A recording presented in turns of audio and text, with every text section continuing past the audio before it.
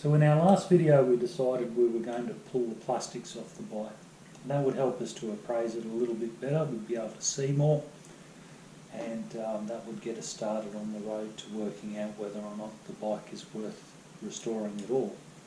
But remember that if the motor is not in running condition, that's going to add a fair bit to the restoration bill, and depending on what's wrong with the motor, it may not be worth repairing at all. And then the bike, the next step for this bike is to be dismantled for spares for other bikes that are more viable. So let's get some plastic off it and then have a bit of a look at what we've got after that.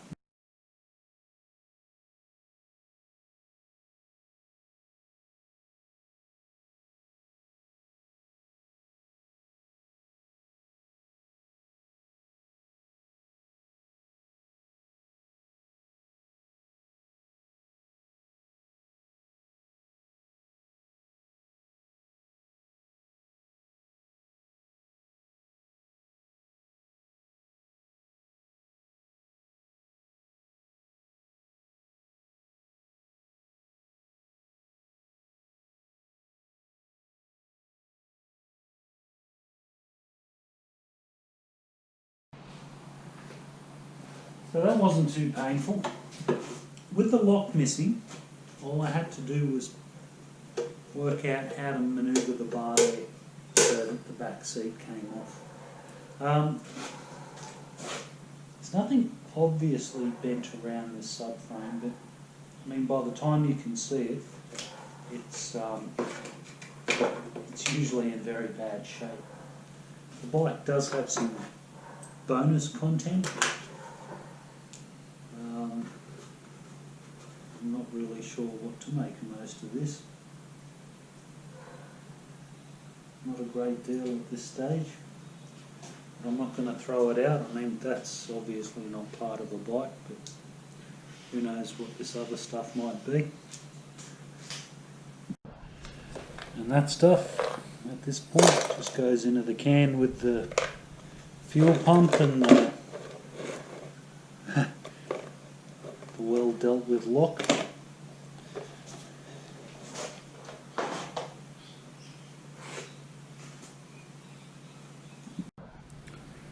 Now you probably spotted two things. First of all, the plastics, they're all damaged.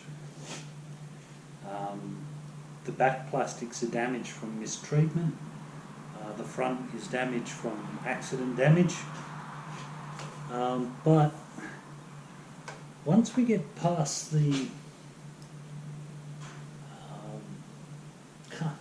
all bonus features, once we get past the obvious stuff, it's actually not too bad. That would hold the fuel pump, I'm guessing.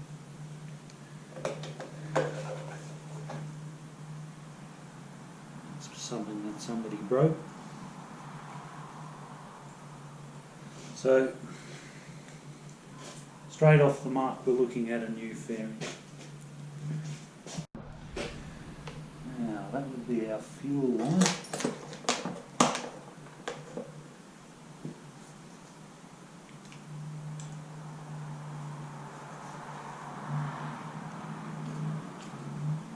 I think we need a bit of better access to the.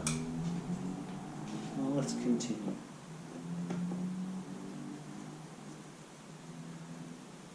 Let's have a look and see how well treated it was really.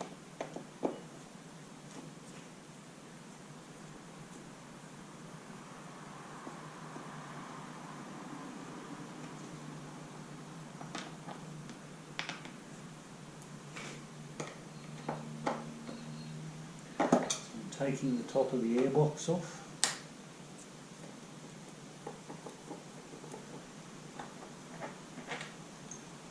Probably should find a container for these screws before I got them.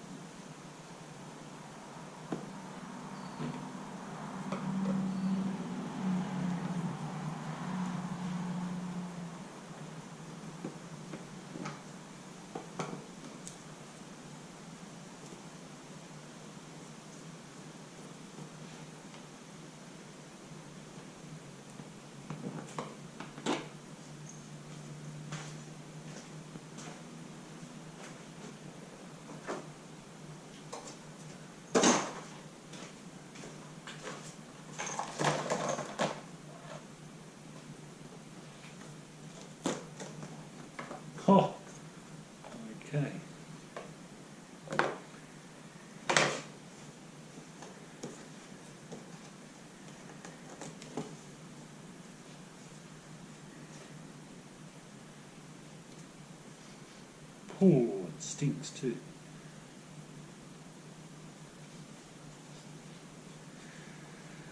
That's not the happiest air filter I've ever seen.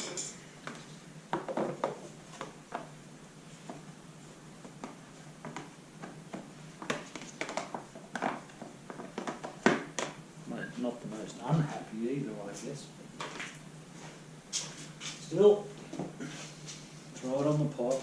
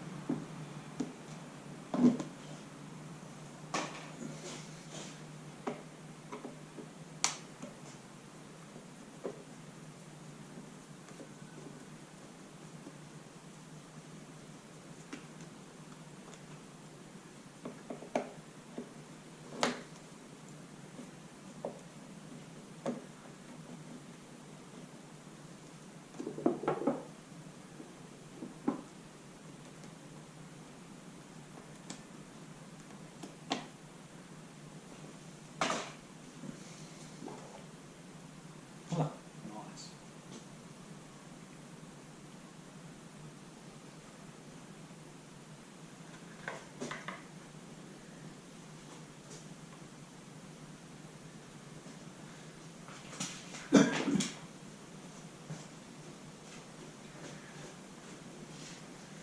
So what we're looking down the barrel of there is 430mm key and carburetors.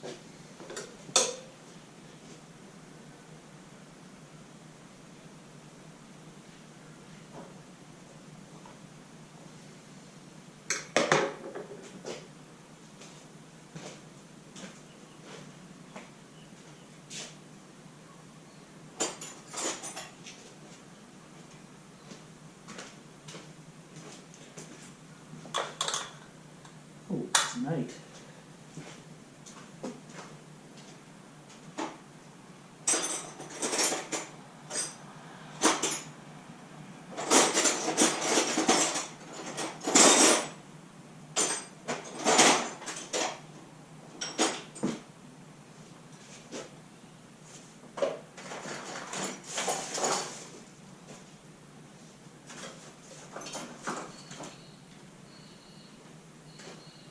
Okay, so I found it. You guys can stop looking now.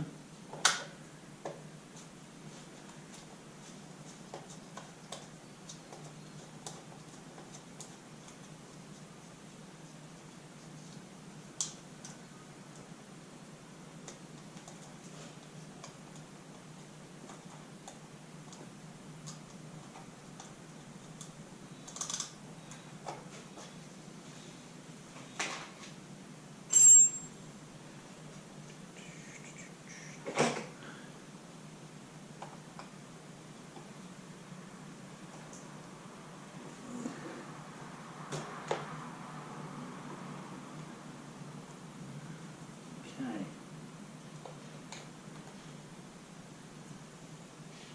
So each one of the carburetors has two very large Phillips head screws going into it to seal the carburetor to the airbox, and they've been off before.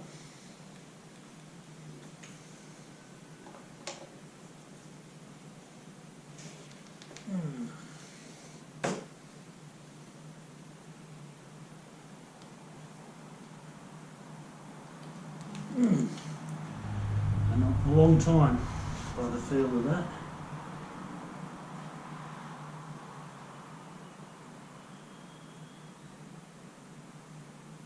Some of them have been replaced with, I don't know, they're the originals.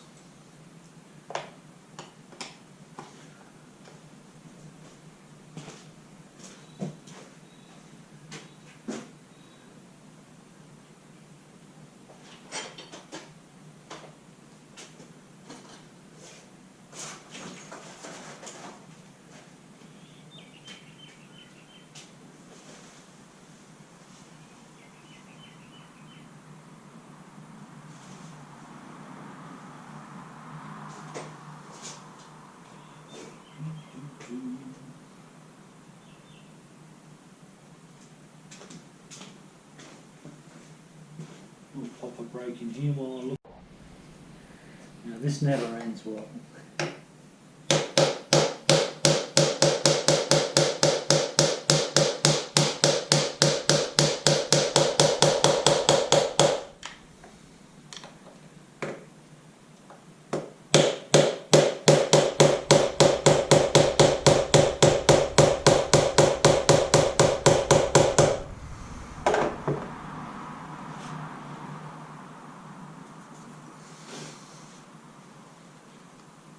Oh, 7 to go.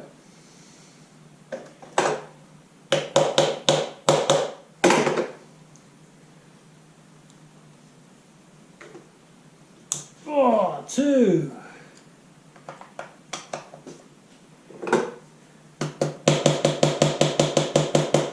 Now, you guys are probably wondering what I'm doing.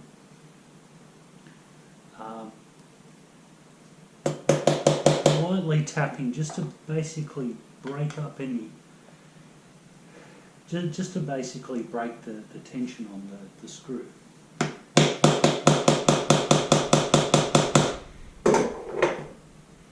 And some people disagree that that works. Oh, I don't know. 3. Oh, 4. You tell me.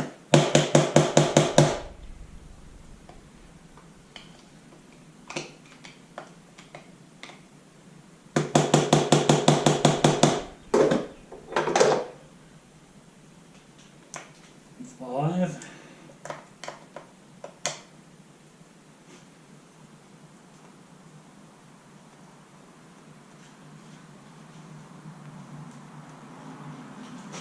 Oh.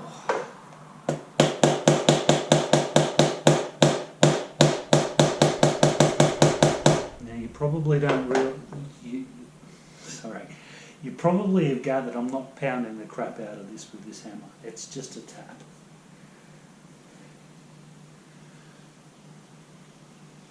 And 6. I'm actually putting less effort into it than I was the first time.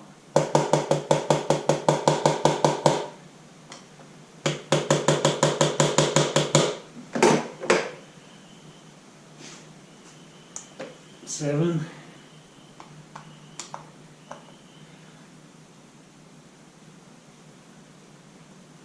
Oh.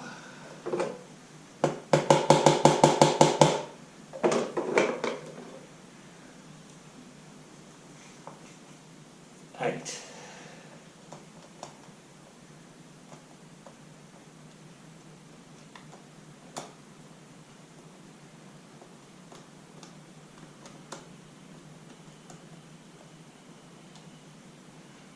Probably won't get it. There'll be something else holding that down. These ones are more about creating a seal. Keep the dust and dirt out of the engine.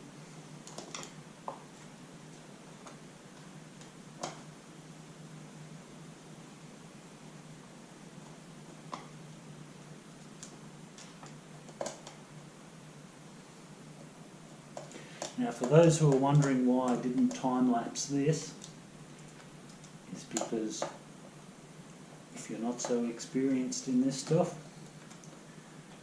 not that I'm saying I'm any sort of guru, but right now I bet you're learning something.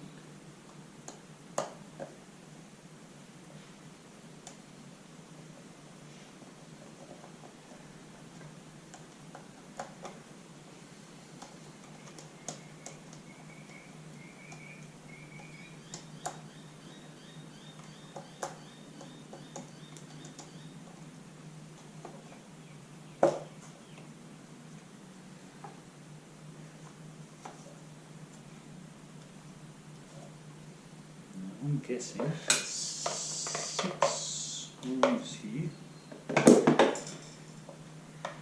I'm thinking that may also perform a task, so let's loosen them off and see what happens.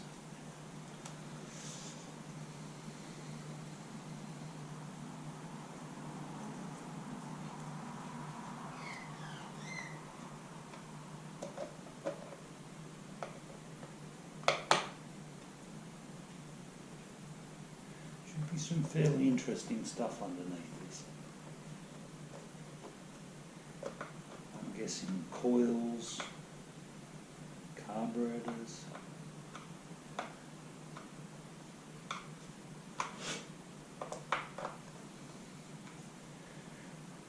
Top of the engine, hopefully. We should sort of be looking down at an angle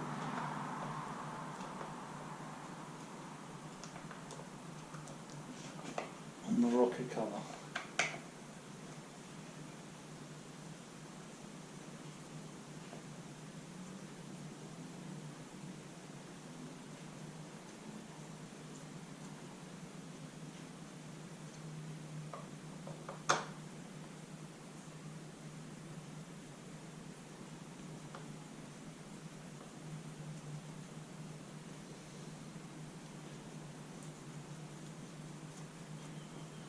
Okay. Ooh. Oh, nice. Ah, so now we get to see how it's put together.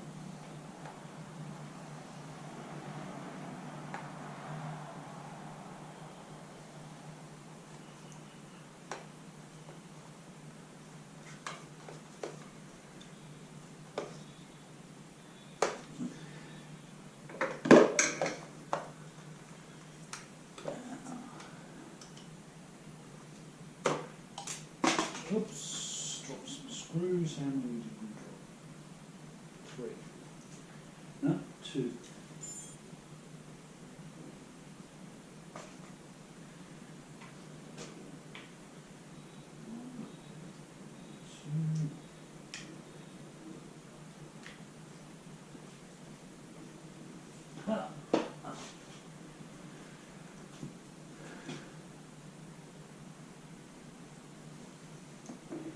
Now there's those 8 bolts that I struggled to undo, those 8 screws. I'm not sure if I want to take them off.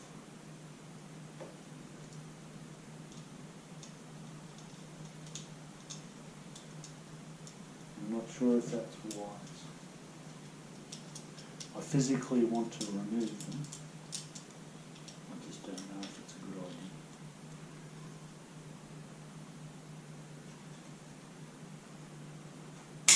Oh.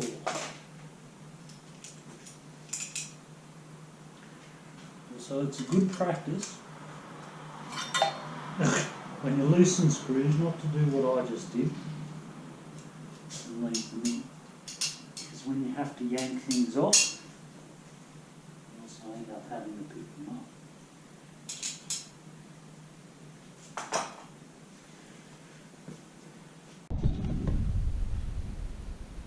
Okay, so the moral of the story back there was that you should remove the screws before you yank the part, especially if it's been there for 30 years. You guys will be happy to know that, of course, I found all the screws. They didn't go far. But this is what we've exposed. And this is the stuff we were shooting for. This is the bits that we want to look at. This is the stuff, I mean, look at that wiring loom for a start, and I know that that's been butchered. Look. Yeah, just looking at that well thought out and planned connector there. Probably not a bad move to sort of get the meat potatoes out of the way and have a bit of a look. Now, I'll get the light off that so everybody can see through natural light. These are the guys that I wanted to look at, and I wanted to get an idea of their state.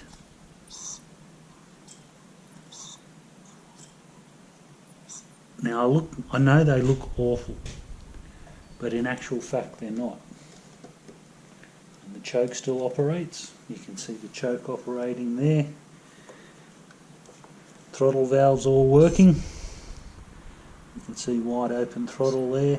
There's not a great deal of filth built up inside the barrels of the carburetors. So that's something. Now, I'm not saying that everything's good to go.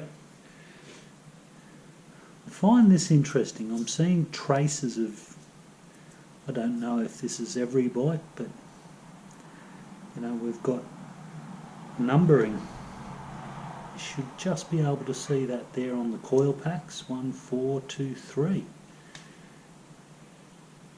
So somebody's gotten really in depth with this bike at some point. Whether or not that's a good thing or a bad thing remains to be seen. At the moment, it's just a thing.